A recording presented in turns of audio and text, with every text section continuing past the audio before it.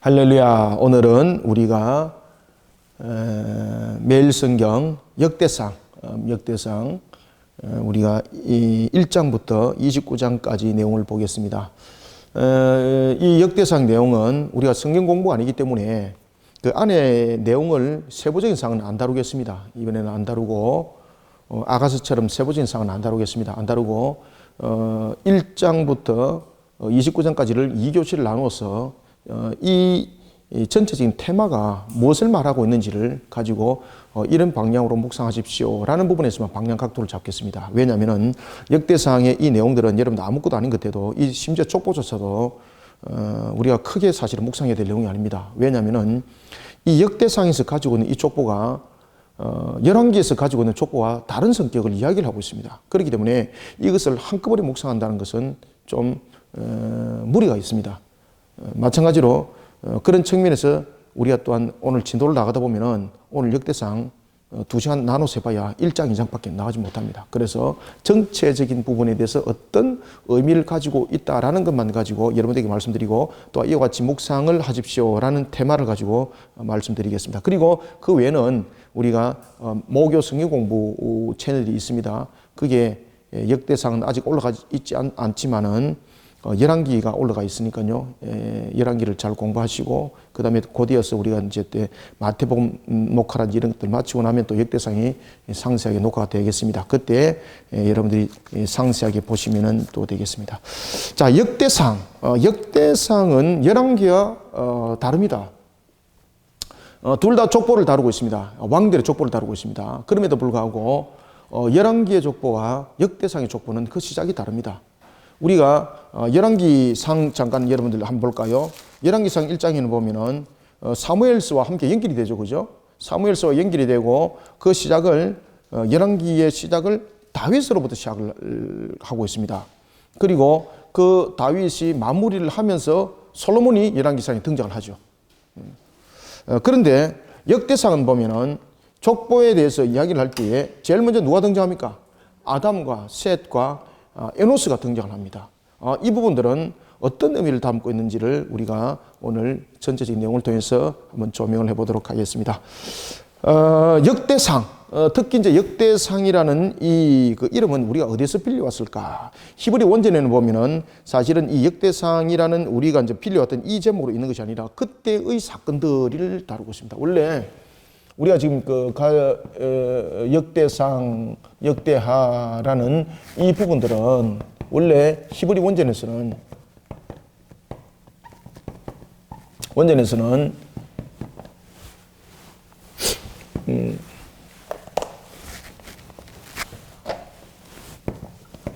히브리 원전에서는 그때 그 사건들입니다.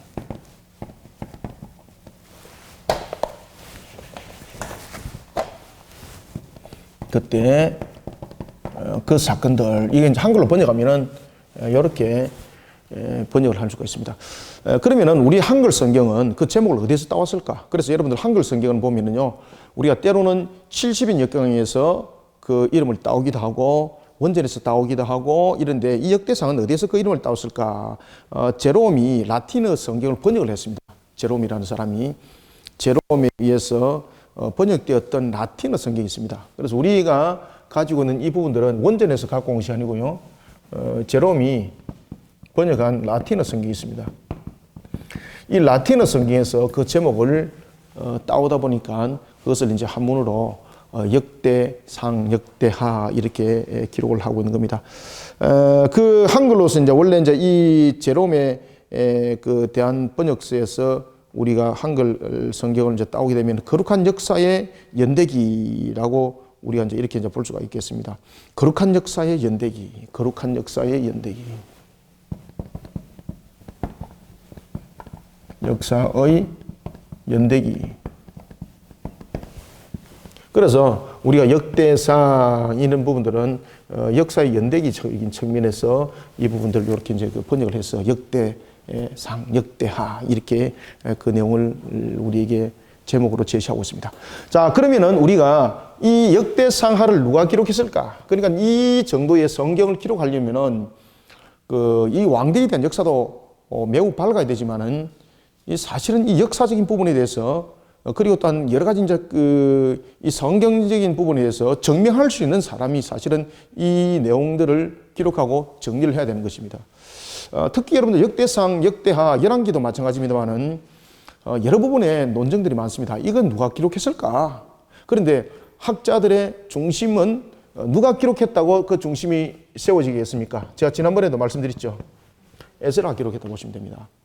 이 당시에 이제 에스라가 이 성경을 이렇게 기록할 수 있었던 그 위치에 있었고 그만큼 재량이 있었습니다. 그만큼 능력이 있었고 그리고 이제 여러분들이 잘 아시는 것처럼 에스라는 율법의 학자였지 않습니까? 특히 이제 에스라가 이렇게 역대상하 그다음에 열왕기라는 이런 부분들을 그가 기록하고 정리를 할 수 있었던 것은 에스라가 구약을 정경화한 사람이죠. 그죠? 구약을 정경화하면서 그가 하나님의 말씀을 가르쳤죠. 그러다 보니까 이런 부분들에 대해서 성경들이 정리가 됐던 겁니다. 그러면은 에스라가 이 성경을 기록했을 때는 그러면은 약 한 어느 정도로 우리가 추정할 수 있을까? 그래서 에스라가 여러분들 이제 잘 아시는 것처럼 느헤미야와 에스라는 여러분 느헤미야와 동시대 사람이죠. 느헤미야와 동시대 사람이었고 에스라는 여러분 포로 기한의 1차 포로 2차 포로 기한의 지도자였고 2차 포로 기한의 지도자였고 느헤미야는 3차 포로의 지도자였습니다. 그럴 때 이제 에스라서는 언제쯤 기록이 됐을까? BC 약 한 450년경에 이게 기록이 되었다라고 보면은 무난할 것 같습니다. 그러니까 결국은 이제 이 에스라서가 기록되었던 것은 BC 450년에 기록이 될 때에 이때가 바로 포로로부터 귀환입니다. 포로로부터 귀환입니다. 그러면은 이제 여기서 이제 역대상, 역대하를 기록한 목적이 이제 여기서 이제 나타나는 거죠. 그죠? 여러분들, 이스라엘 백성들이 포로로부터 귀환했다는 것은 무엇을 의미를 하고 있습니까? 그들이 포로로부터 귀환했다는 것은 하나님의 70년에 대한 언약의 성취죠. 그죠? 하나님께서는 예레미야를 통해서도 가장 건접했던 부분들은 하나님께서는 예레미야를 통해서 70년의 귀환을 약속하죠. 귀환을 약속하죠. 이 언약의 성취가 일어났던 것을 이제 백성들에게 성경에서 말하는 하나님의 약속의 말씀이 어떻게 성취되는가라는 것을 하나하나 추계해서 조명해 주는 것이 바로 역대상인 것입니다. 그래서 이 역대상은 기록적인 측면에서 왕대기에 대한 내용들을 담고 있지만은 그 시작을 무엇으로부터 시작하고 있습니까? 그래서 이 부분들을 언약의 성취를 설명하기 위해서 이 역대상은 열왕기와 달리 무엇으로부터 시작합니까? 그렇죠. 이 족보를 아담으로부터 시작하는 것이 중요합니다. 아담으로부터. 이런 자 역대상 우리가 포로기의 귀환으로부터 이 내용들이 일어나는 것을 우리가 이제 볼 수가 있겠습니다. 특히 이제 이것을 우리가 볼 때 70년에 대한 역사는 우리가 두 가지 부분에서 성취를 우리에게 말씀을 주고 있죠. 70년에 잠깐 이 부분들이 나왔기 때문에 알고 가야 될 것 같아서 다시 한 번 더 말씀드립니다. 우리가 70년의 언약의 성취는 두 가지의 성취가 이루어지죠. 포로 상태에서 첫 번째는 무엇입니까? BC 그 중심이 어디로부터 나눠집니까? BC 605년으로부터 70년입니다. 그 다음에 두 번째는 BC 586년으로부터 70년입니다. 이 70년에 대한 귀환의 역사는 이렇게 두 가지 성격을 가지고 있습니다. 그러면은 BC 605년에서부터 70년 뒤에는 무슨 일이 있었을까, 여러분들요?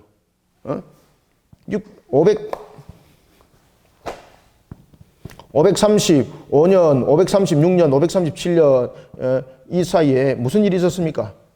그들이 포로로부터 첫 번째 1차 귀환입니다. 그죠? 1차 귀환이 있었습니다. 1차 귀환. 그런가 하면은 BC 586년으로부터 70년은 어떻게 됩니까? 516년 또는 517년 되겠죠. 그죠? 이때 무엇이 일어납니까? 성전 재건이 일어나는 겁니다. 성전 재건. 무슨 성전입니까? 그래서 스룹바벨 성전.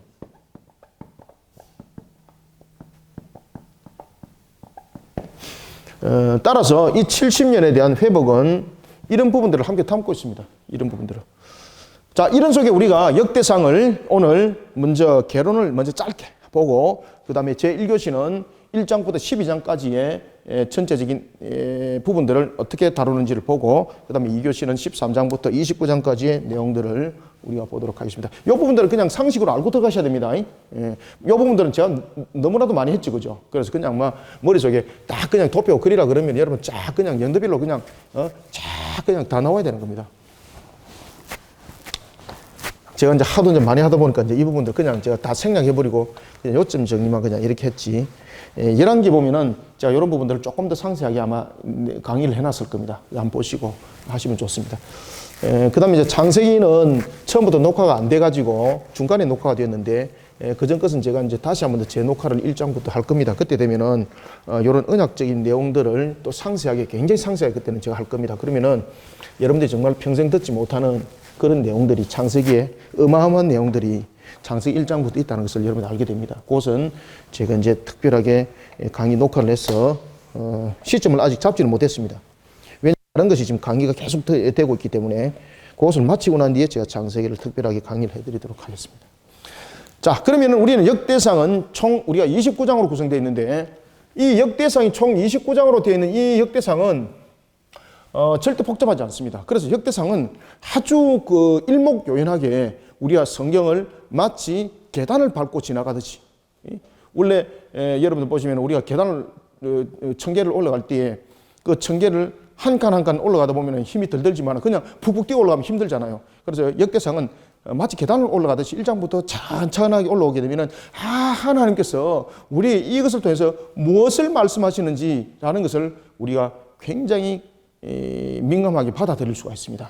또 잘 깨달을 수가 있습니다. 그래서 우리가 1장부터 내용들을 한번 보도록 하겠습니다. 그래서 역대상은 총 우리가 테마를 만약에 나눈다면 세 가지 테마로 우리가 나눌 수가 있습니다. 29장인데 총 테마를 나눈다면은 세 군데 테마를 우리가 볼 수가 있는데 첫 번째는 뭔가 하면은 첫 번째는 족보에 관해서 이야기를 하고 있습니다. 테마 자체가, 스토리 자체가. 그러면 이 족보를 통해서 무엇을 이야기를 하고 있는가라는 것은 바로 선민들의 역사, 이것을 족보로 정리를 하고 있습니다. 선민들의 역사.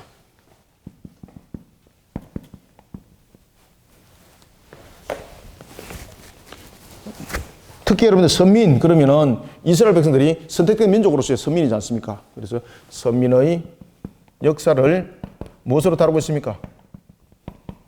이것을 족보로 증명하고 있습니다. 족보를 통해서. 그러면 이 선민의 역사를 이 족보 속에서 증명할 때에 이 부분들은 첫 번째 테마, 두 번째 테마도 마찬가지고 세 번째 테마도 마찬가지고 처음에 여러분 언약적 관점에서 그 내용들을 처음에 이야기를 다 합니다. 그래서 1장부터 3장까지가 이 내용들을 다루고 있는데 이게 잘못 썼구나. 1장부터 3장까지 그 다음에 4장부터 족보가 9장까지가 있습니다. 4장부터 이제 9장까지가 첫 번째 우리가 테마로서 선민의 역사, 그 다음에 족보에 대한 그 부분들을 증명을 하고 있는 것을 볼 수가 있겠습니다. 양길에 쓴 김에 이렇게 그냥 써내려가야겠구나. 그럴 때에 자 1장부터 3장까지는 그 내용적인 측면에서는 어디부터 어디까지 족보를 다루고 있을까요? 1장 1절 보십시오. 아담의 족보에서부터 그 다음에 3장은 누가 등장합니까? 다윗이 등장하죠. 근데 여기서 제가 3장에 가서 이제 조금 말씀을 드리겠는데 성경 공부가 아니라서 상세는 말씀도 못 드리겠고 3장 전체가 여러분 누구의 족보를 지금 다루고 있습니까? 다윗의 족보를 다루고 있습니다. 그죠? 다윗 그러면은 저와 여러분들이 잘 아시는 것처럼 그 언약의 성취, 구원사에 대한 성취 이 내용들을 다루고 있지 않습니까?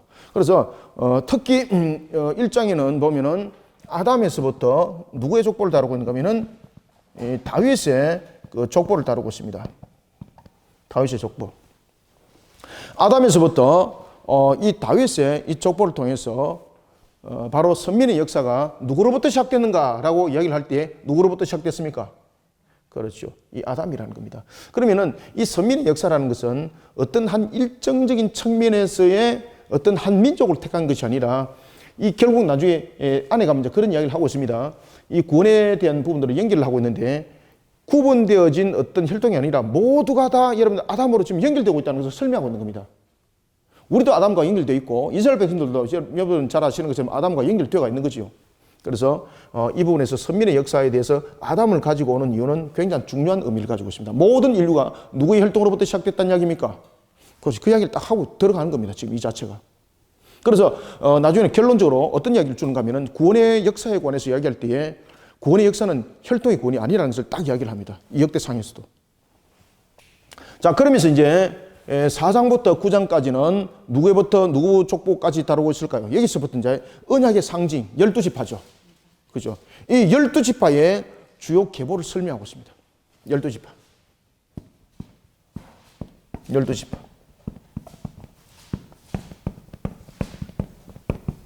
12지파의 주요 계보를 다룰 때도 여러분들 갈렙도 등장을 합니다. 그분들. 그래서 1장부터 9장까지는 이와 같이 선민의 역사를 다루면서 아담부터 다윗 그리고 12지파 이렇게 크게 이렇게 이 내용들을 다루고 있는 것을 볼 수가 있겠고, 그 다음에 두 번째 테마에서는 어떤 이야기를 하게 해야 되는가 하면은 전체적인 측면에서 이제 두 번째 테마와 세 번째 테마는 누구에 관해서 이야기를 하고 있는가 하면은 전부 다 다윗에 관해서 이야기를 하고 있습니다. 이게 역대상의 특징이기도 합니다. 그러면은 이 두 번째 테마는 바로 10장부터 20장까지인데 이 10장부터 20장을 통해서는 다윗의 무엇을 이야기를 하고 있는가? 다윗의 통치가 누구로부터 말미암았는가? 그 다음에 이 다윗의 정복이 일어났던 그 일들이 누구로부터 말미암았는가라는 것에 대해서 이제 설명을 하고 있는 겁니다. 그래서 우리가 10장부터 20장까지는 다윗의 통치와 정복입니다. 이 다윗의 통치와 정복을 통해서 이 무슨 내용을 우리에게 설명해 주고 있는가 하면은 하나님의 언약의 성취를 설명하고 있습니다. 자, 그래서 이제 10장부터 요 안의 내용은 3장으로 한번 나눠 봅시다. 그래서 10장부터 우리가 12장까지는 그 내용이 누구의 족보를 다루고 있습니까? 10장에 보면은 우리가 사울의 죽음이 등장하죠. 그죠? 10장에 보면은 블레셋 사람 사울이 어디서 죽습니까? 블레셋 사람들과 이스라엘이 싸우더니 이스라엘 사람들이 블레셋 사람 앞에서 도망하다가 그렇죠. 길보아 산에서 죽임을 당하여 엎드려지더라 라고 이렇게 말하면서 사울이 이끌었던 군대가 이와 같이 종기를 맺게 되고 다윗의 역사가 이제 일어나는 것을 보게 되는데, 사울의 죽음과 다윗의 즉위를 설명합니다. 12장까지는 사울의 죽음과 다윗의 즉위. 그러면은 이제 여기서 역대상 여러분 묵상하실 때 잘 하셔야 됩니다. 제가 이제 안에서도 설명드립니다. 이 아담의 계보를 통해서 무엇을 설명하고, 다윗의 족보를 통해서 무엇을 설명하고, 12지파를 통해서 무엇을 설명하고, 사울의 죽음을 통해서 무엇을 설명하는가? 이건 전부 다 묵상 다 돼야 됩니다. 사울이 왜 죽습니까? 결국 여러분 하나님이 떠남입니다. 하나님이 떠남. 그 다음에 다윗의 즉위는 무엇을 말하고 있는가? 그리고 이제 13장에서부터는 이제 어떤 그 내용들을 다루고 있는가 하면은 다윗이 예루살렘을 수도로 삼죠. 그 성경에서도 이제 그 이야기를 합니다. 다윗이 헤브론에서 몇 년을 다스립니까? 7년 6개월 다스리죠. 7년 6개월. 그리고 다윗이 예루살렘에서 이것은 헤브론입니다. 헤브론에서 이렇게 다스리고, 그 다음에 다윗이 예루살렘을 수도로 삼습니다. 이 당시에 여러분들 예루살렘은 이것이 그 베냐민 땅의 지경이죠, 이게. 그런데 이것을 정복하지 못합니다.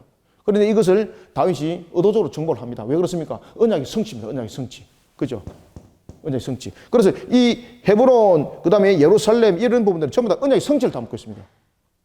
헤브론은 여러분 잘 아시는 것처럼 그 지역은 어떤 지역입니까? 헤브론은 누구와 관계 있습니까? 갈렙과 관계가 있으면서 또한 이 자리는 무엇과 관계 있습니까? 막벨라 굴이 있죠. 이 막벨라 굴은 또 무엇과 상관이 있습니까? 언약, 천국. 그죠? 아브라함에서부터 아브라함과 이삭과 야곱, 그죠? 그 무덤들이, 조상들의 무덤이 있는 곳. 그곳에서 그가 7년 6개월 동안 이스라엘의 전체를 다스리지 못하지만 남쪽 지역을 그가 다스리게 됩니다.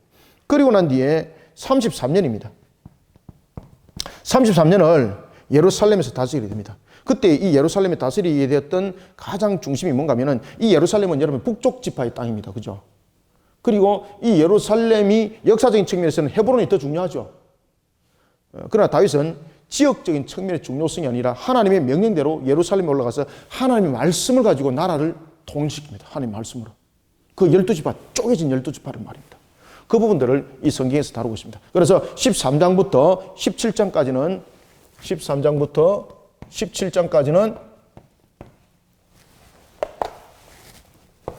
이런 중요성에 대한 부분에 대해서 내용을 다루고 있습니다.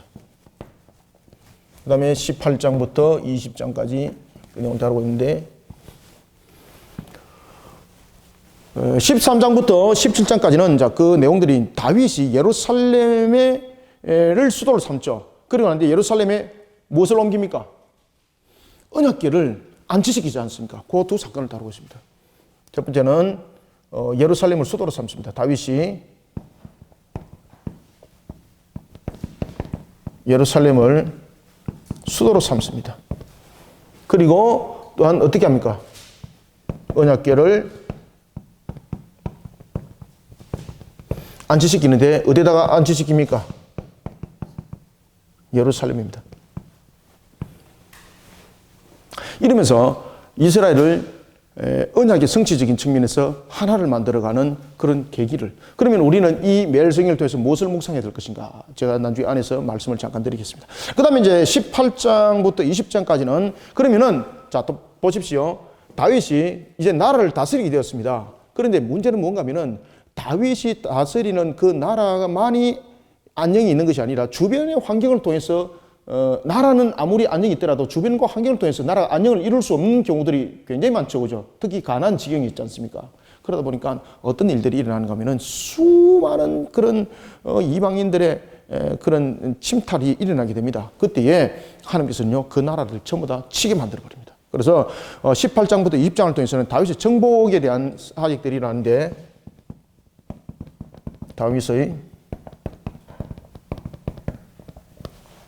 이 정복 사역이 무엇을 의미를 하고 있는가 하면 하나님께서 가나안 지경을 그들에게 이스라엘 백성들에게 가나안 지경을 줬다 그랬죠. 그죠?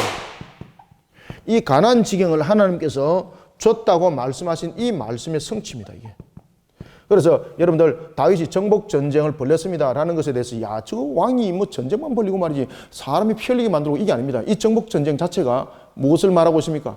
우상 숭배의 타파고요. 그다음에 불신자들을 향한 하나님의 진멸하며 심판을 담고 있습니다. 그리고 또한 가나안 땅을 통해서 하나님은 이스라엘 12지파에게 지경을 줬다 그랬죠. 이 언약이 성취입니다. 그래서 전체적인 측면에서 이런 내용들, 선민에 대한 역사가 어떻게 언약 속에서 성취되는가 마치 계단을 밟듯이 이렇게 이야기를 다 하는 겁니다. 그리고 난 뒤에 이제 21장에서부터는 어떤 내용을 다루고 있는가 하면 21장에서부터는 그럼에도 불구하고 우리의 신앙들이 바르게 세워지지 못하면은 우리의 신앙들이 항상 영적 긴장의 끈을 놓쳐버리게 되면은 그 다윗조차도 하나님께 죄를 범하게 되더라. 이것을 다뤄줘요, 우리에게. 그것이 바로 다윗의 인구조사입니다. 따라서 이 내용 속에서는 이제 21장에서부터 29장까지는 다윗의 인구조사, 이 문제 때문에 문제가 터지게 되는 거죠. 인구조사. 이 인구조사 문제가 사건이 대두가 되게 되는 겁니다. 그런가 하면은 두 번째는 다윗의 또 다른 한 면에 하나님이 칭찬하는 것이 있습니다. 그것은 바로 무엇입니까? 성전을 건축하고자 하는 그런 준비를 그가 하는 거죠. 그죠? 성전 건축.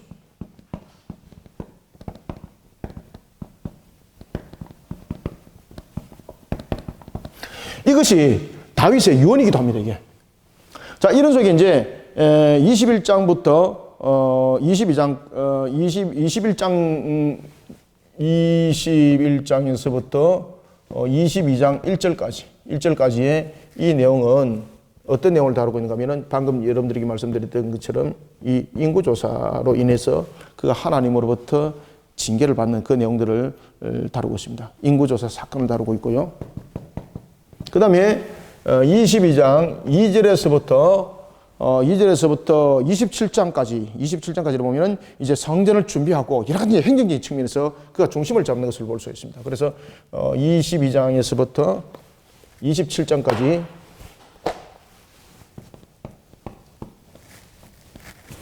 27장까지는 첫 번째 어떤 사건들을 다루고 있는가 하면은 그 다윗의 성전 건축을 준비하는 과정을 설명합니다. 성전 건축 준비.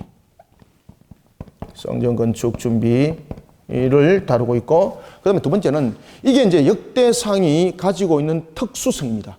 또 다른 하나의 특수인데 뭔가 하면은 행정 조직을 정비를 합니다. 그런데 다윗이 조직을 정비할 때 행정 조직만 정비하지 않습니다. 종교적인 부분에 대해서도 그가 종교와 그리고 행정에 대해서 그가 조직을 정비합니다. 그러면 이 조직 정비를 통해서 그가 무엇을 하는가? 특히 이제 여러분들 종교적으로도 보면은 행정적인 부분도 마찬가지지만 종교적으로도 보면은 레위인들도 찬양대가 24반열로서 조직 정비 다 하죠. 이런 부분들. 그러면은 이런 부분을 통해서 우리에게 무엇을 알게 하는가? 이런 부분들 전부 다 우리가 언약의 성취되는 측면에서 21장부터 29장까지는요, 우리의 신앙의 경각심을 항상 우리에게 설명하고 있습니다. 그래서 우리에게는, 신앙에 보면은 우리의 원칙과 그리고 그 기본 바탕들이 항상 있어야 된다는 겁니다. 그리고 공동체 속에도 보면은 항상 그 조직과 그 구성 요소를 가지고 우리가 신앙의 견인을 만들어 가라는 이야기입니다. 그때 이 조직과 구성은 인본주의 모습 속에 있으면은 반드시 무너지게 되어 있습니다. 그래서 이 부분을 통해서 전체적으로 무엇을 설명하는가 하면은 무엇을 설명하겠습니까? 신본주의 관점을 설명합니다. 신본주의 관점.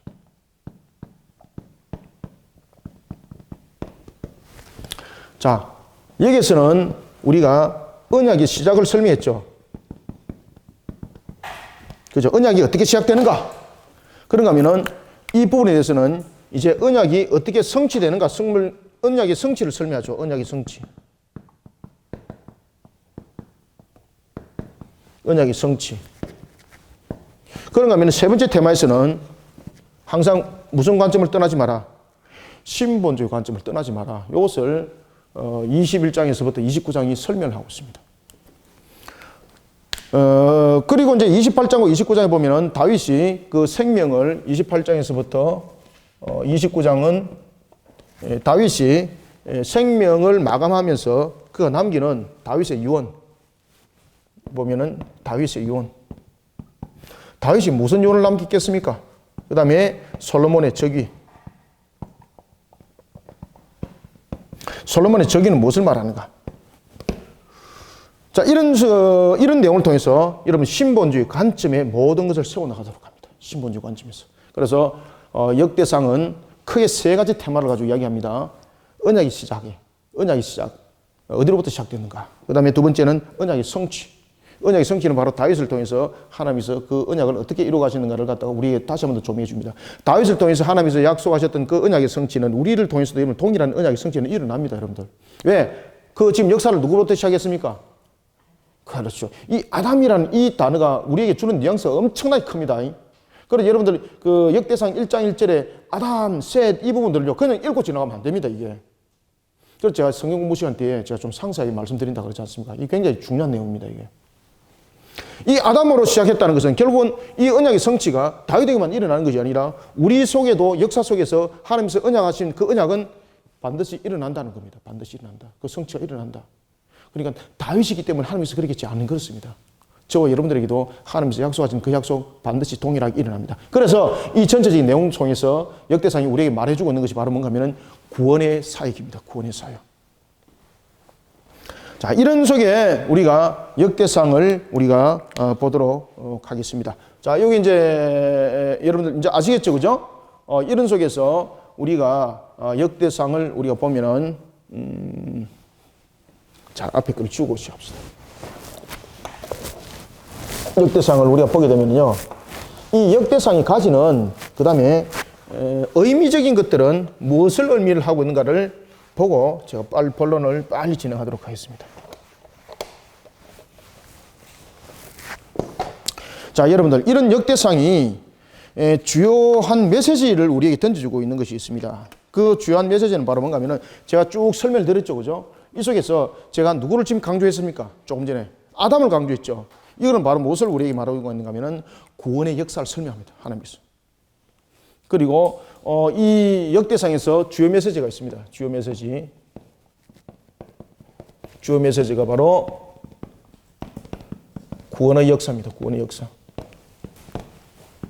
구원의 역사에 대해서 그 메시지를 던져주고 있고, 그 다음에 두 번째는 구원과 복의 기준이 어디 있는가? 예?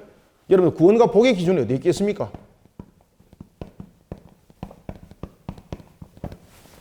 구원과 복의 기준이 어디 있습니까? 요겁니다, 요거. 그래서 다윗이 솔로몬에게 유언을 남길 때 이 내용들을 설명하는 겁니다. 역대상이 이것을 설명합니다, 이것을. 구원과 복의 기준은 무엇인가? 어디에 있겠습니까? 여호와의 신앙입니다, 여호와의 신앙. 그러니까 구원과 복의 기준에 맞지 않으니까 이스라엘이 왜 무너졌는가? 이스라엘이 왜 바벨론 포로 상태에 놓여 있는가? 이걸 나중에 역대상이 설명합니다, 이게. 결국 여호와 신앙에서 벗어났기 때문에 그들은 구원으로부터 복으로부터 멀어졌다는 것을 설명을 하고 있는 겁니다. 그 다음에 역대상의 세 번째 주요 메시지는 뭔가 하면은 충성된 자는 하나님께서 보응하십니다.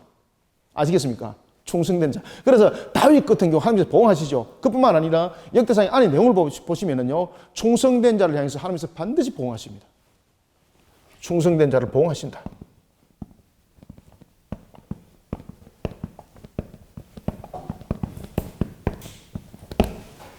충성된 자를 보응하시는 하나님에 관해서 다루고 있고, 그 다음에 또 역대상 속에서 아주 중요하게 다루고 있는 신학적 요소가 하나가 있는데, 그것은 바로 뭔가 하면은 회개신앙입니다. 회개신앙.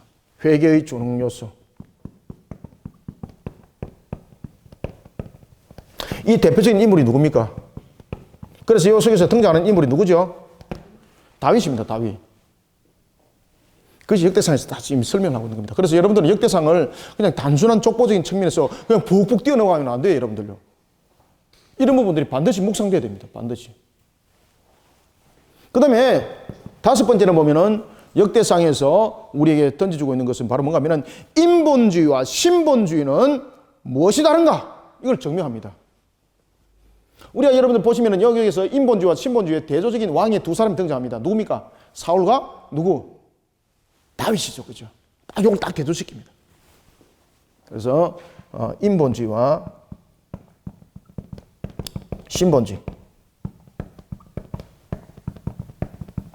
신본주의를 대조합니다. 그 다음에 여섯 번째는 어떤 내용을 다루고 있는가 하면은 바로 연합이 중요하다는 겁니다. 여러분들, 우리가 보면은 지금 여기서 보면은 24반열을 조직을 재정비하죠. 그죠? 이게 바로 뭔가 하면은 연합의 구성입니다. 연합의 구성. 우리가 성도들이 하나님의 나라를 위해서 우리가 영적 전투를 치를 때도 연합이 중요합니다. 우리가 지금 보면 지상 대위명 영적 전투 지금 치르고 있죠. 그죠? 이것을 제가 지금 다 묶었잖아요. 연합이 중요합니다. 혼자서 감당 못 합니다, 여러분들. 그걸 열왕기서를 보면은요, 아주 중요하게 다룹니다.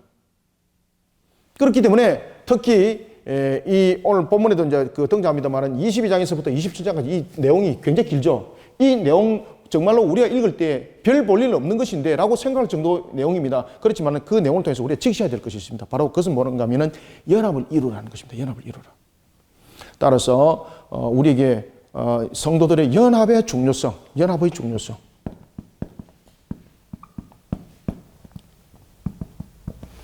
연합의 중요성을 다루고 있고, 그 다음에 일곱 번째는 어떤 내용을 다루고 있는가 하면은 말씀이 중심이 되어야 된다. 무엇보다도 성도가 신본주의가 되려면은 말씀이 중심이 되는 삶. 이것을 다루고 있고, 마지막으로 여덟 번째는 뭔가 하면은 조직화입니다. 조직화. 이 부분들을 역대상이 내용을 다루고 있는 것을 우리가 볼 수가 있겠습니다. 자, 이제 이런 측면에서 우리가 역대상을 1교시는 우리가 1장부터 12장까지 1장부터 12장까지 번갯불에 콩볶아 먹듯이 한번 빨리 지나가 보도록 하겠습니다. 여러분, 역대상이 얼마큼 중요한지 아시겠죠? 그죠? 사실 이런 부분들을 신학적으로 조명하려면, 그렇죠? 여러분들에게 말씀드립니다. 역대상도 원래 여러분들 강의 들으시려면 29주 이상을 들으셔야 됩니다. 근데 이것을 그냥 두 타임으로 끝낸다는 것은 성경 공부가 아니고 우리가 이렇게 묵상해야 됩니다. 매일 성경 묵상적인 관점 속에서 제가 말씀드리는 거니까 이것을 성경 공부라 착각하시면 안 돼요. 성경 공부는 목요 성경 공부에 나중에 역대상을 제가 나중에 강의 녹화할 때 꼭 들어와서 보셔야 됩니다. 들어오셔가지고 그 내용들을 보시면은, 야, 이런 것이구나. 여러분이 깜짝 놀랄 일들이 많습니다. 이런 것들을 우리가 다시 한번 더 조명해보는 그런 시간이 되도록 하겠습니다. 자, 그러면은 이제 1장부터 내용이 무엇을 우리가 중심으로 묵상을 해야 되는지를 우리가 한 30분, 약 한 30분 사이에 그 내용을 보도록 하겠습니다. 자, 여러분들 1장 1절에 등장하는 인물이 제일 먼저 첫 번째 인물이 누구라 그랬습니까? 그렇죠. 아담. 응? 이 창세기도 아니고 말이지. 왜 아담으로부터 이 내용들을 등장하고 있는가? 그런 내용은 바로 에스라가 어떤 성격의 사람인가? 그가 성경을 어떤 관점 속에서 하나님으로부터 조명하여 그는 성경을 기록하게 되는가를 설명합니다. 그죠? 바로 언약적 관점입니다. 따라서 우리가 1장은 아담, 셋, 1장 1절 아담, 셋, 에노스라는 것은 셋은 누구의 또 다른 시입니까? 아벨이죠. 그리고 아벨은 에노스를 낳고 에노스를 통해서 무엇을 샀습니까? 제단을 샀죠. 제단. 그죠? 예배 가운데. 그러면서 이제 언약적 관점 속에서 그 모든 것을 우리가 이어가는 것을 볼 수가 있고, 그리고 2절에 보면은 게달, 마할랄레. 여러분들 마할랄렛도 여러분 잘 아셔야 되는데, 이 마할랄렛이라는 것은요, 언약적인 측면에서 예배의 후손들로서 이 모든 것이 계승되어졌습니다. 이 뜻입니다. 그죠? 이런 부분들을 다 담고 있습니다. 이건 이제 성경 공부 시간에 제가 다시 한번 더 말씀드리고요. 자, 이런 측면에서의 내용들을 우리가 보겠는데, 여러분들 역대기와 열왕기의 차이점은, 첫 번째 차이점은 무엇인가 하면은 그 가장 중요한 차이점이 있는데, 그 사무엘에서부터 열왕기는요 선지자적 관점에서 봅니다. 잠깐 이거 하고 갈까요? 우리가 나왔기 때문에 제가 말씀드리겠습니다. 자, 사무엘에서부터 우리가 열왕기와 그리고 우리가 그 역대기의 큰 차이점이 뭔가 하면은 이 사무엘과 열왕기는 선지자적 관점에서 봅니다.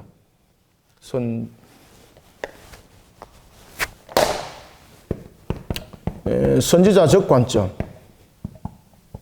이 주류를 이루고 있고요. 역대기는 무슨 관점입니까? 제사장적 관점에서 이 내용들을 바라봅니다. 누가 기록하는 지금 관점입니까? 이게 이제 사무엘이 이런 두 가지 관점을 가지고 이 내용들을 기록을 하는 겁니다. 아시겠습니까? 누굽니까? 에스라가. 하나는 선지자적 관점에서, 하나는 제사장적 관점에서 그 내용들을 적기 때문에 안에 내용들이, 구성들이 그렇게 비춰지는 것을 우리가 볼 수가 있습니다. 그래서 이 중심의 내용이 보면은, 특히 사무엘과 열왕기는 보면은 정치사를 많이 다룹니다. 정치사. 그런데 역대기는 무엇을 많이 다루겠습니까? 종교에 관한 종교사를 많이 다루고 있습니다. 종교사. 자, 그런가 하면은 사무엘에서부터 열왕기는 또 그 중심들에 보면은 전쟁을 중요하게 다룹니다. 그죠? 전쟁을 많이 다룹니다. 전쟁을. 그런데 이 역대기는 무엇을 중심으로 다루고 있는가 하면은 성전 중심을 다루고 있습니다. 성전 중심. 이런 부분들이 좀 큰 차이를 우리가 가지고 있다고 볼 수가 있습니다. 그러면 이제 기록적인 측면에서는 보면은 역대기와 그리고 또한 그 열왕기에 대한 차이점 보면은 열왕기와 사무엘은 보면은 그 두 나라에 대해서 다루고 있죠. 두 나라. 남과 북, 이스라엘에 대해서 다루고 있다면은 역대기는 어느 족보가 중심이 되겠습니까? 유다 족보가 그 중심이 됩니다. 자, 이런 속에 우리가 그 내용을 다루면서 이제 마지막으로 이제 보면은 이 특히 이제 남과 북에 대해서 이 역사가 끝날 때 이들은 포로 상태로 끝나고 여기서는 포로에서 회복되는 것을 설명하죠. 그래서 그 민족 사회에 있어서 다시 말하면은 이 인간들의 하나님을 영광을 가렸던 이런 인간 사회에 대해서 이 내용들을 다룰 때에 우리의 실패에 대한 역사를 다루고 있다면은 이 회복의 내용을 통해서는 하나님의 신실하심을 다루고 있습니다.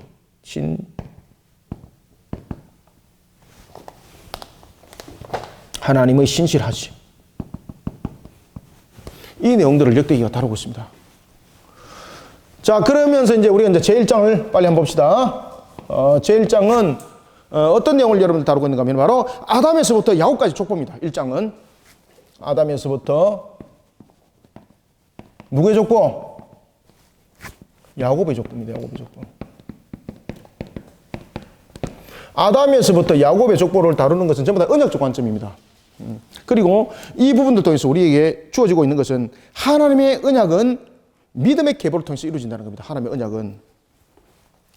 언약은 이 부분을 통해서 우리에게 정리해주고 있는 것은 하나님의 언약은 누구로부터 이루어진다? 그렇죠. 믿음의 계보를 통해서 이루어진다. 이것을 우리에게 설명을 주고 있습니다.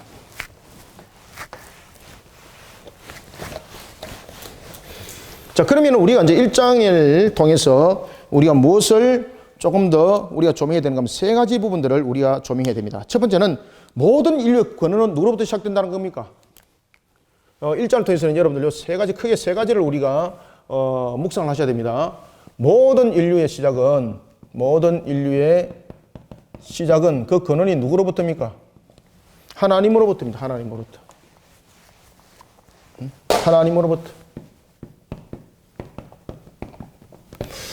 그런가 하면은 이 모든 언약은 또한 우리에게 모든 이들에게 함께 적용이 되는 거죠.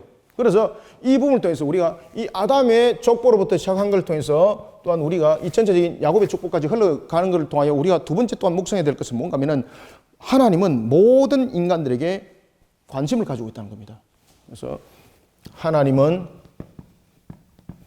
모든 인간들에게 관심을 가지고 있다는 겁니다.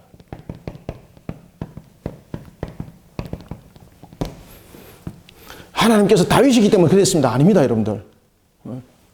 하나님은요, 모든 이들에게 관심을 가지고 있습니다. 그래서 이 아담으로부터 이 모든 것이 시작되고 조명되어지고 있다는 것을 우리에 설명해주고 있고, 그 다음에 세 번째는 하나님은 언약의 후손들을 어떻게 한다는 이야기입니까?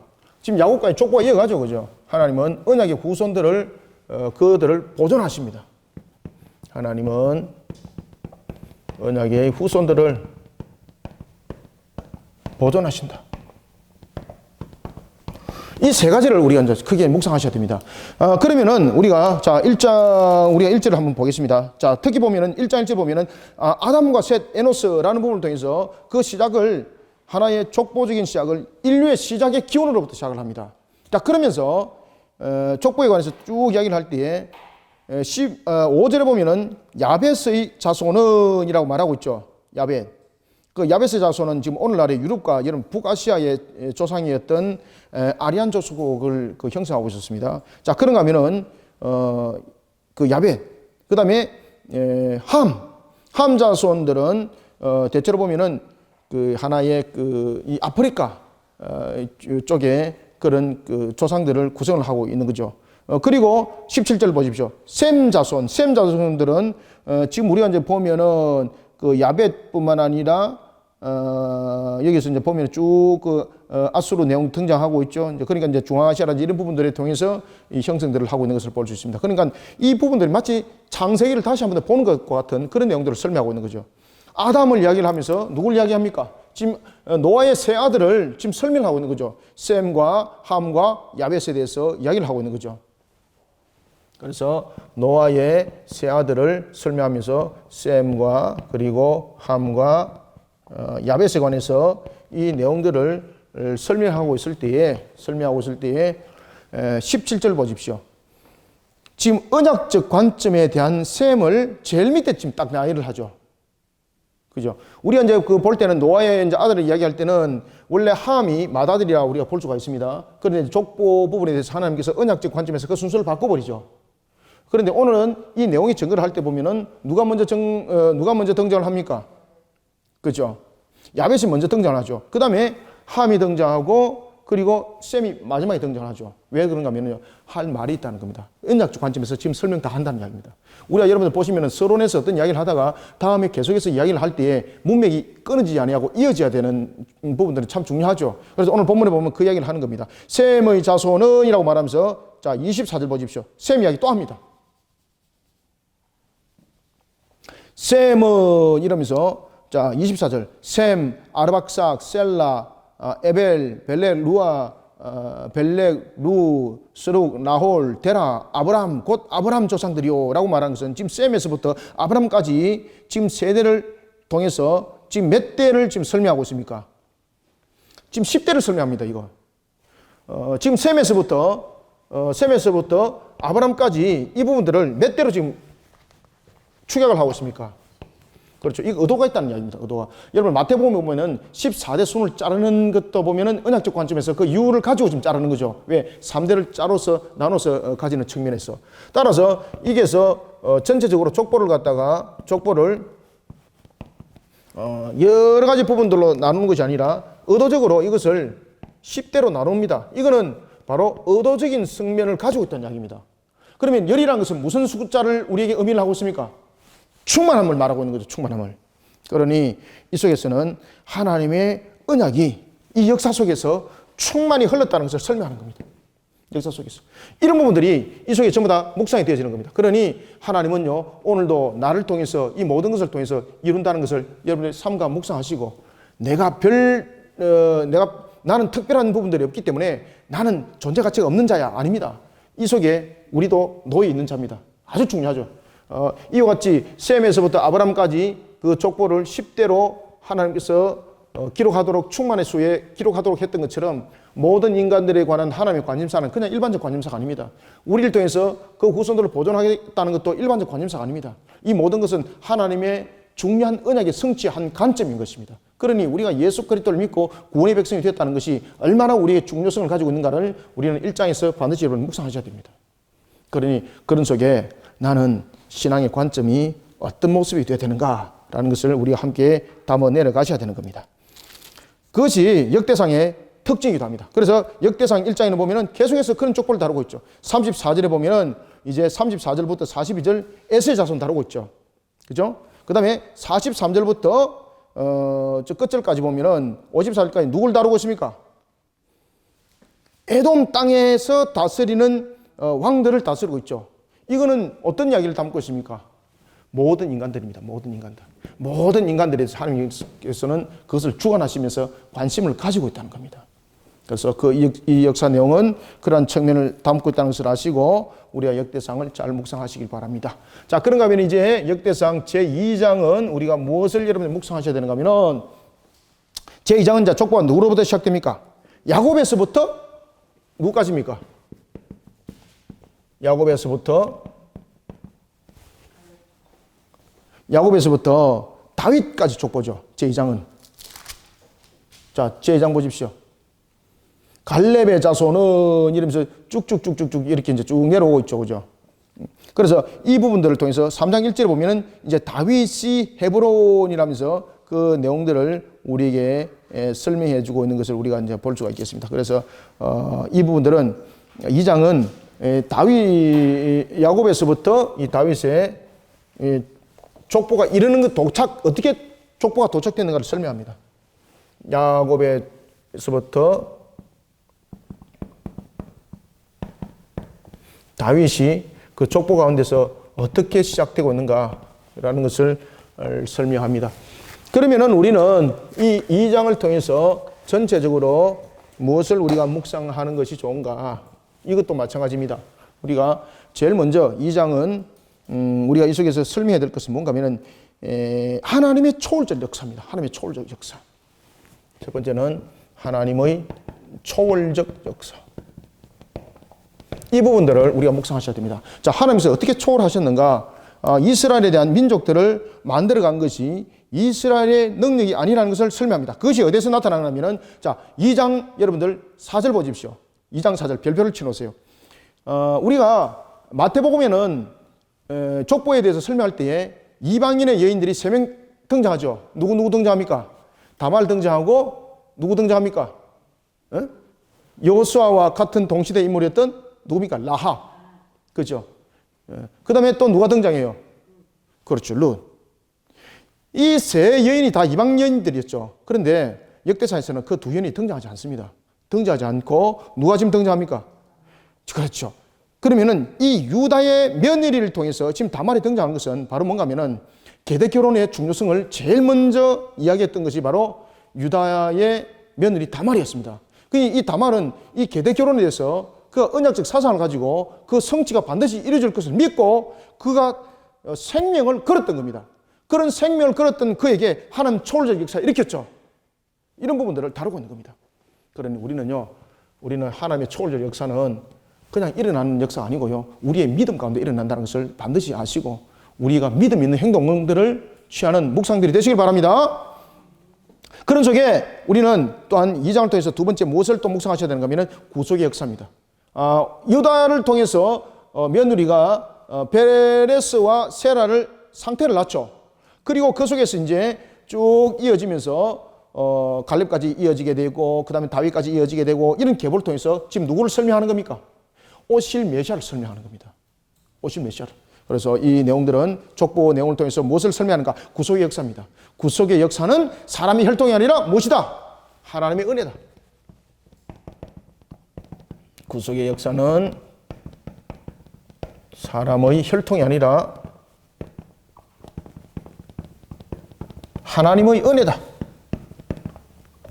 이것이 이 2장이 설명하는 겁니다.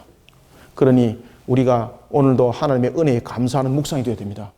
그래서 여러분들 이 열왕기와 달리는 역대상은 이런 부분들이 언약적인 부분들이 조명이 되어지고 있고 그 다음에 우리의 신앙들의 관점들이 어떻게 가야 되는지를 설명하니까 이런 것들이 잘 묵상되어져야 됩니다.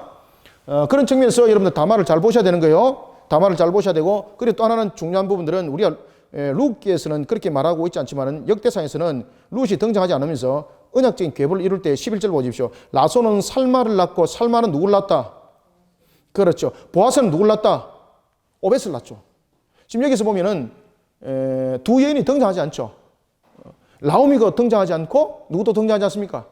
우리가 보면은 그 룻기에서는 보면은 이 아들을 낳았는데 그 아들이 누구의 아들이라고 말하고 있습니까? 나오미의 아들이라고 말하고 있지 않습니까? 근데 여기서는 누구의 아들이라고 지금 설명하고 있습니까? 보아스라고 그런 말이에요. 보아스. 이런 것을 통해서 다른 것을 설명하지 않습니다. 혈통이 아니라 무엇입니까? 하나님의 은혜를 설명하는 겁니다. 하나님의 은혜. 혈통이 아니라 하나님의 은혜. 아시겠죠? 그래서 이 족보를 잘 따져야 되는 겁니다. 왜 그 족보가 그렇게 설명을 하고 있는가라는 것은 나중에 성경 공부 시간에 제가 상세히 말씀드린다고 그랬죠. 그러니까 이런 부분들은 혈통이 아니라 구원의 역사는 혈통이 아니라 하나님의 은혜라는 관점을 우리로 하여금 다시 돌아보게 한다는 겁니다. 그러면 우리는 누구로 인하여서 구원받았는가? 우리는 혈통으로 구원받은 것이 아니라 하나님의 은혜로 구원받은 것을 우리는 기억해야 되는 것입니다. 자, 이런 속에서 하나님의 구원의 역사를 또한 이루고 있고 그 언약을 성취하는 측면에서 여러분 갈렙이 등장하죠. 언약을 성취하는 측면에서 여러분 갈렙이 등장하는 겁니다. 그리고 2장 20절 보십시오. 홀은 훌은 우리를 낳고 우리는 벌살렛을 낳았더라. 여러분들 이 갈렙의 계보를 통해서 누가 등장합니까? 그렇죠. 벌살렛은 누굽니까? 올리압과 함께 회막과 정극의 속죄소 그 안에 있는 모든 기구를 만들었던 대표 인물입니다. 여러분들. 그러니까 여러분 구속의 역사는 아리와치 하나님의 은혜 속에서 일어난다는 것이 제2장을 통해서 우리가 묵상되어져야 될 내용들입니다.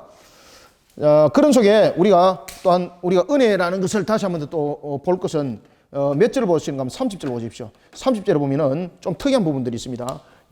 제가 말씀드렸기 때문에 진행하고 가겠습니다. 나답의 아들들은 셀렛과 아빠임이라 셀렛은 아들이 있답다.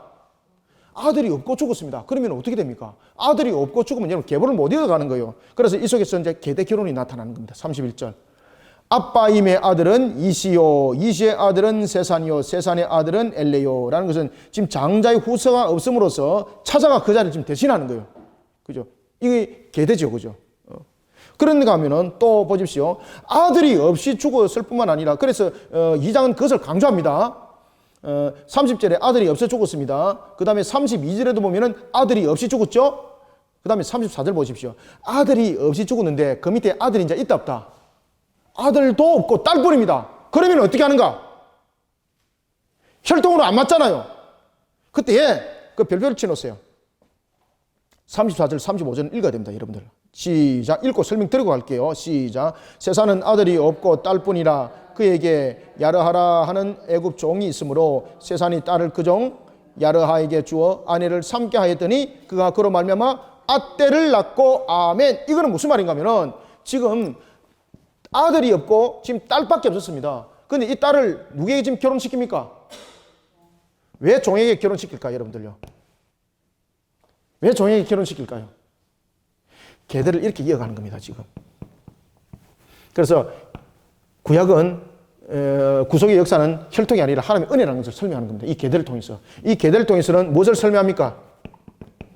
하나님의 은혜를 설명합니다. 그러면은 왜 딸을 종과 결혼시키는가 하면 종은 아들을 낳아도 이 소유가 누구 소유입니까? 종은 그렇죠. 주인의 소유입니다.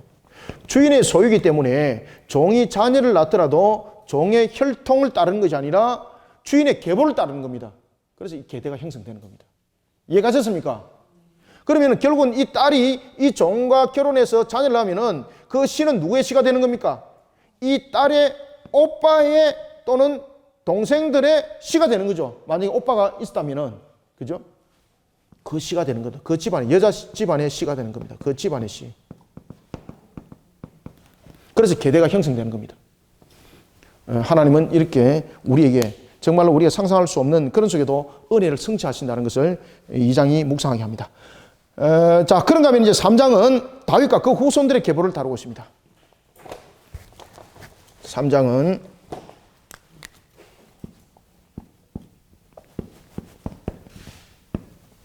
다윗과 그 후손의 계보.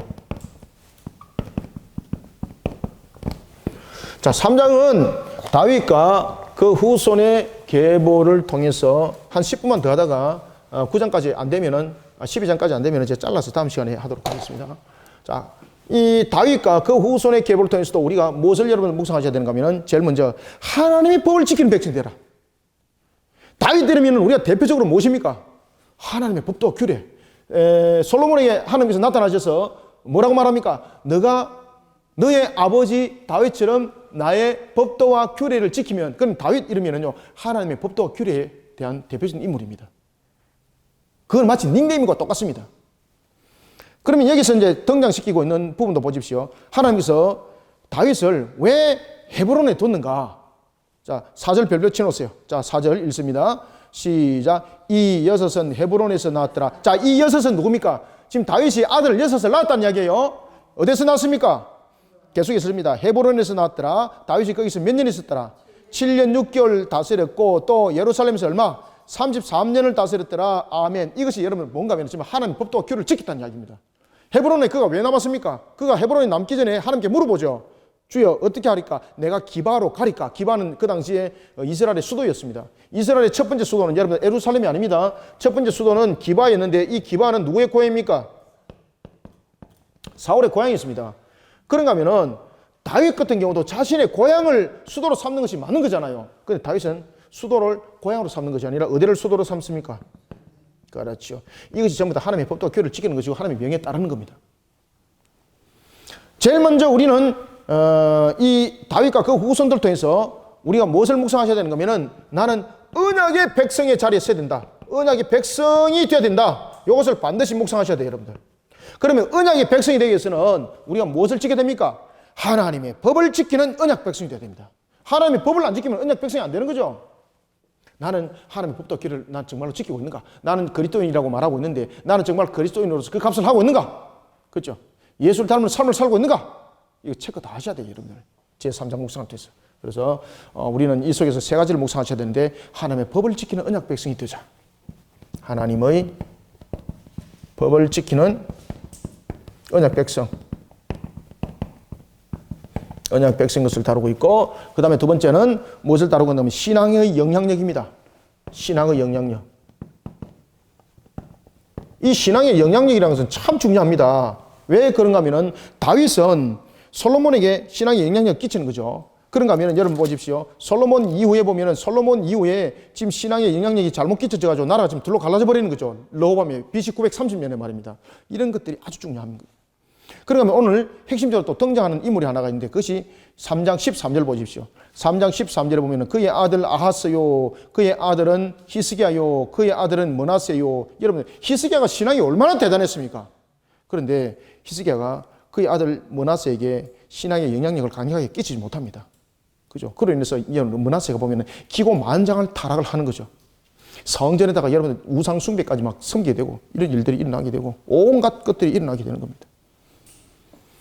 그래서 우리가 3장 전체는요, 다윗의 후손의 계보를 다루고 있지만은 이것은 뭔가 하면은 다윗을 통해서 가지는 구속의 중요성, 이 부분들을 우리에게 설명하고 있습니다. 그래서 언약 백성을 중요하게 다뤄야 된다.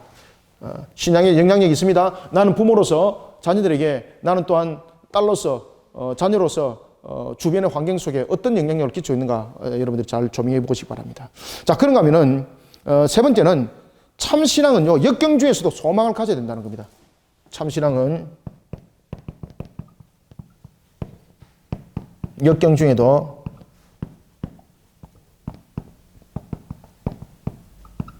소망을 잃지 않아야 된다.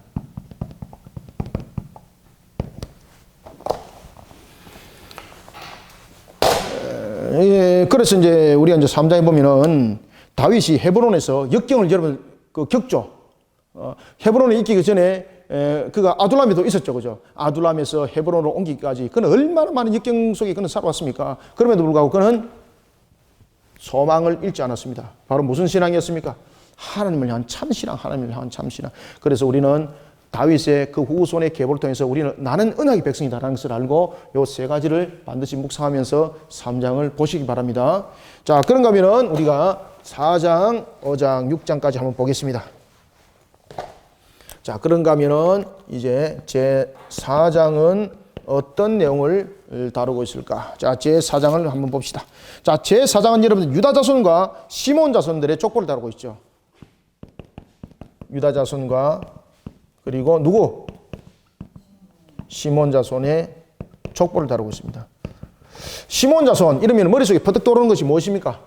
기업의 분배를 받을 때에 누구의 기업의 분배 속에 흡수되는 겁니까?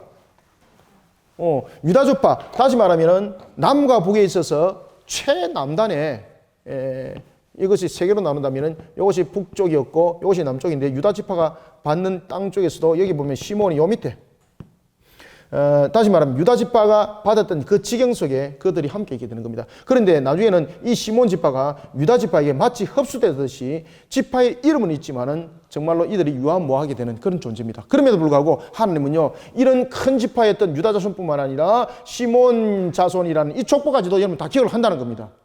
사람들을 볼 때 미미하잖아요. 그냥 있다가 사라진 것과 같은 그런 지파하고 그런 족보지 않습니까? 그럼에도 불구하고 하나님은 그들을 다 기억하신다는 거죠.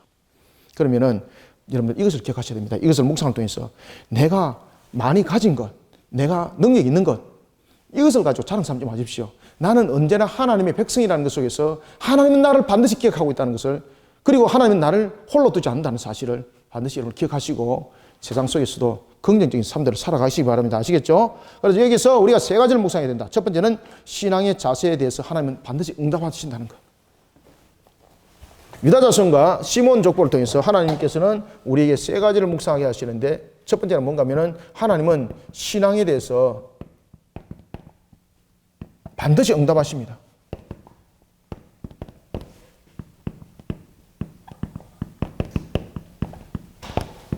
신앙에 대해서 반드시 응답합니다. 불신앙은 무엇으로 응답합니까? 불신앙은 여러분들요, 불신앙은 불신앙대로 응답하고, 그 다음에 신앙은 신앙대로 여러분 응답, 반드시 응답합니다. 하나님. 그래서 불신앙 가운데서는 그들에게 멸망으로 하나님께서 응답하셨고, 이 신앙 가운데서는 하나님께서 그들을 어떻게 하십니까? 회복으로 응답하잖아요. 회복으로. 신앙 있는 행동을 하십시오, 여러분들. 자, 그런가 하면은 우리의 연약하고 미약한 부분에 대해서 하나님은 동일하다는 것을, 따라서 우리가 연약하고 미약해도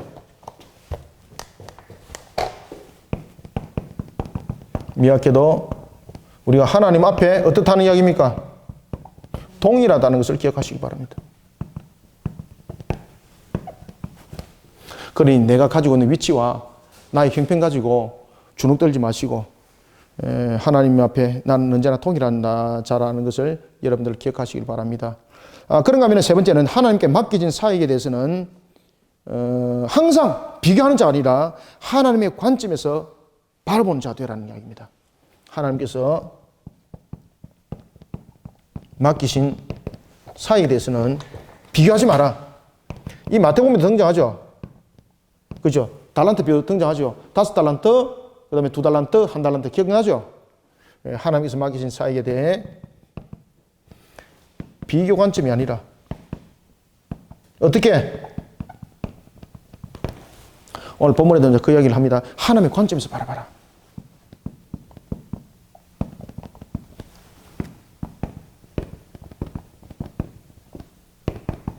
여기서 대표적인 인물이 누굽니까? 야베스입니다. 야베스. 여러분 야베스 기도 기억나죠? 그죠? 자, 10절 동그라미 별표 쳐놓으세요. 10절. 자, 10절. 9절 10절 한번 읽어봅니다. 9절 10절 시작. 야베스는 그의 형제보다 귀중한 자라. 그의 어머니가 이름하여 이르되 야베스라 하였으니 이는 내가 수고로이 낳았다 함이었더라. 야베스가 이스라엘 하나님께 아뢰어 이르되 주께서 내게 복을 주시려거든 나의 지역을 넓히시고 주의 손으로 나를 도우사 나로 환난을 벗어나게 내게 근심이 없게 하옵소서 하였더니 하나님이 그가 구하는 것을 허락하셨더라. 아멘. 자, 특히 여러분 9절에 보면은 야베스는 그의 형제보다 귀하다는 것은 무엇입니까? 가장 세력이 있었던 사람으로 번역이 될 수 있는 겁니다.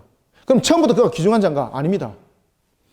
뒤에 보면 뭐라고 말합니까? 그의 어머니가 이름하여 이르되 야베스라 하였으니 이는 내가 수고로 낳았다는 것은 무엇입니까?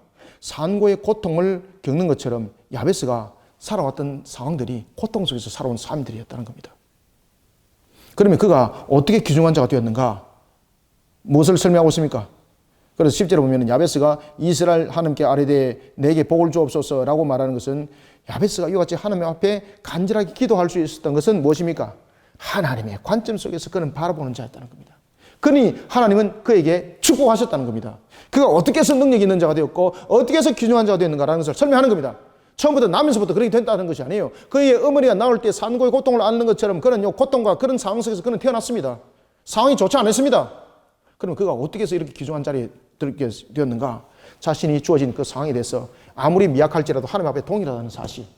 그리고 그런 하나님께서 자신에게 맡겨진 것에 대해서는 다른 것과 비교하지 않았습니다. 불평하지 않았습니다. 환경들을 가지고 원망하지 않았습니다. 항상 하나님의 관점에서 바라보는 그런 사역자였다는 겁니다. 그러니 하나님께서 그를 강하게 만들었다는 거죠. 이것을 우리는 4장에서 족보를 통해서 묵상하셔야 됩니다. 자, 이제 5장까지만 하고 우리가 잠시 쉬고 2교시 하겠습니다. 자, 그러면은 이제 5장은 우리에게 무엇을 묵상하도록 하는가 하면요. 동편 이제 기업 분배를 합니다. 로벤 지파, 갓 지파, 므낫세 반 지파 어디에 있었습니까? 요단 동편에 머물렀죠. 요단 동편에 머무른 두 지파 반의 족보를 설명합니다. 요단 동편에 머문 두 지파 반의 족보. 그래 여러분들 역대상하 이거 참 공부 잘 하셔야 됩니다. 이거 제가 지금 여러분들에게 가르쳐 주고 싶은 것은 속이 많고 그냥 전체적인 묵상들만 이렇게 하세요라고 하면서 지나가니까 제가 좀 마음이 좀 답답하네요. 요단 동편에 머무는 두 지파 반, 특히 이 두 지파 반은 르우벤 지파였고 갓 지파였고 므낫세 반 지파였죠. 르우벤 그다음에 갓. 이게 므낫세 반지파라는 것은 이게 요단 동편과 요단 서편에 이렇게 반반씩 여기 반이 거주하게 되고 여기 반이 거주하게 된다. 그래서 반지파입니다. 그러면은 우리는 이 요단 동편에 머문 두 지파의 반의 족보를 통해서 무엇을 묵상하셔야 되는가? 여러분들 그들이 왜 요단 동편에 머물렀습니까? 만약에 그들이 요단 동편에 머물 때에 그들의 육신의 소욕을 위해서 그들이 머물렀다 그러면은요, 그들은 징벌의 대상입니다. 근데 그들이 동편에 머물렀던 것이 뭡니까? 전체적인 측면에서 하나님의 뜻 안에 머물고자 하는 측면에서 그들이 지금 머무는 거죠. 왜? 소유가 많아졌습니다. 이대로 가다가는 하나님의 언약에 성취하기보다는 오히려 방해 요소가 생길 수가 있습니다. 그러다 보니까 하나님의 뜻 안에 우리가 머물고자 하는 그런 신앙 관점 속에서 그들이 동편에 머물기를 작정하고, 그 다음에 특히 므낫세 반지파 같은 경우는 어떻게 합니까? 싸움에 앞장서죠. 우리는 하나님의 언약에 성취하는 부분에 대해서 우리의 목숨을 내어놓겠다. 그러면서 그들이 그 언약에 자신들의 했던 그 약속을 그대로 지키는 겁니다. 그때 므낫세 반지파들이 그 전투에서 다 죽지 않습니다. 그리고 그들이 고향에 돌아올 때 하나님께서 전리품까지 줘서 돌아오도록 만드는 그런 축복을 주시는 겁니다. 따라서 우리는 세 가지를 묵상하셔야 되는데, 첫 번째는 자신의 육신의 소욕을 쫓는 자가 되어서는 안 된다. 첫 번째, 자신의 육신의 소욕. 이 육신의 소욕은요, 우리를 죽입니다, 여러분들. 육신의 소욕을 쫓는 자가 아니라 무엇을? 하나님의 뜻 안에 머무는 자가 되어야 된다. 하나님의 뜻 안에 머무는 자.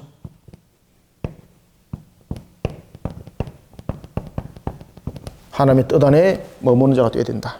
이런 부분들을 우리가 이제 에덴 요단 동편에 머무는 그 족보를 가지고 우리가 여러분 아셔야 됩니다. 그래서 5장에 보면은 르우벤 자손의 족보와 갓 자손의 족보와 므낫세 반지파의 족보를 다룰 때 므낫세 반지파를 용사로 지금 표현하고 있죠.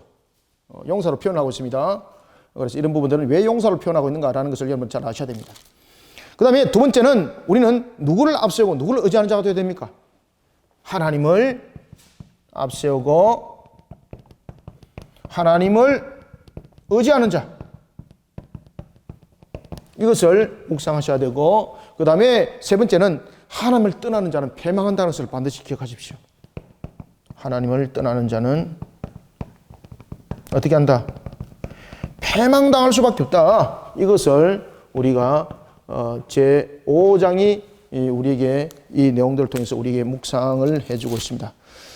그래서 여러분 보십시오. 그 패망에 대해서 설명합니다. 자, 25절 보십시오. 25절과 26절. 므낫세 반지파가 추방당합니다. 왜 추방당합니까?